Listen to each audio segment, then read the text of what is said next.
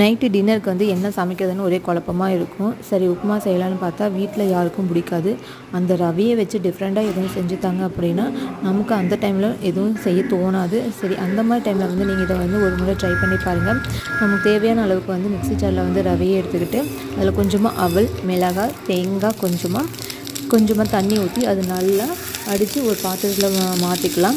அப்புறம் வந்து வடிச்சட்டில் வந்து எண்ணெய் காஞ்சதுக்கப்புறம் கடுகு, உளுந்தம்பருப்பு, சீரகம் அதையும் போட்டு அதுக்கப்புறம் ஒரு வெங்காயத்தை வந்து நான் கட் பண்ணி சின்ன சின்னதாக போட்டுக்கிட்டேன். கருவேப்பிலை அதையும் போட்டு நல்லா வணக்கிட்டு கேரட்டும் நான் துருவி போட்டுக்கிட்டேன்.